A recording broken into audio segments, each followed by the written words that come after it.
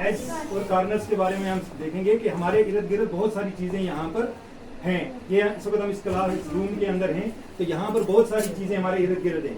हम इनमें से देखेंगे कि कौन सी चीजें जो हैं जिनके एज से, और एज जो हैं, एज जो होते हैं वो दो तरह के होते हैं। एक होता है कर्व्ड एज और दूसरा होता है कौन सा एज? स्ट्रेट एज होता है। जैसे ये हमारे पास ये टेबल है, ये टेबल जो है ये इसके जो एज हैं इसके कितने कॉर्नर्स हैं? 4 कॉर्नर्स हैं। 1 2 3 4 कॉर्नर्स है ना, 4 कॉर्नर्स। और इसके जो ये एज हैं ये कौन सा एज हो गए? ये हो गए स्ट्रेट एज।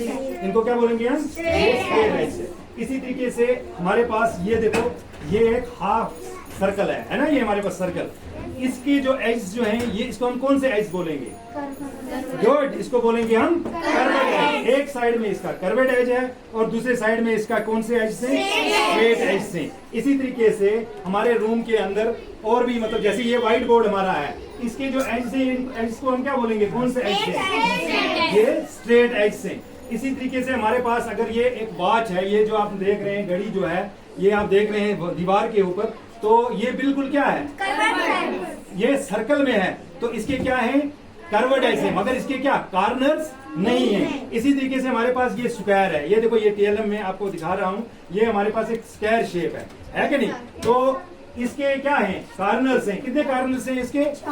4 कॉर्नर्स हैं। 1 2 3 और 4 कॉर्नर्स। इसको हम बोलते हैं स्क्वायर, है ना, जिसके 4 कॉर्नर्स जो है इस शेप की, जो जिसके चारों साइड एक जैसे होते हैं, तो इसको हम बोलते हैं स्क्वायर। और इसके कितने? 4 कॉर्नर्स हैं और इसके एज कितने हैं? 4 एज हैं। 1 2 3 और यहाँ से 4 एज से।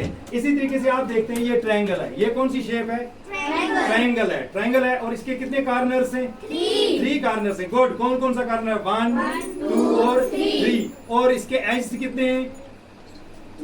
1 2 और 3। और ये एज, इन एज को क्या बोलेंगे हम? ये कौन से एज से? ये स्ट्रेट एज से, है ना। इसी तरीके से ये मैंने अभी आपको बताया, जैसे ये सर्कल है छोटा जैसा हमारे पास, ये भी टीएलएम में है, तो ये सर्कल जो है इसके कॉर्नर्स नहीं है, अलबत्ता इसके एज से। एज इसके हैं, इस एज को हम कौन सा एज बोलेंगे? Curved edge.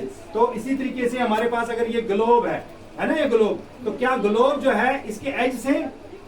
ग्लोब जरा बच्चा, ये ग्लोब इधर उठा के लाओ। ये ग्लोब हमारे पास है, ये ग्लोब जो आप देख रहे हैं, क्या हम इसके एज से? नहीं एज से, क्योंकि ये पूरा गोल है, इसका कोई भी एज नहीं है, ना इसके कॉर्नर से और ना ही इसके एज से। ठीक है ना? तो आपको मेरी बात ये समझ आ गई, कर्व्ड एज और स्ट्रेट एज के बारे में आपको पता चल गया? ओके।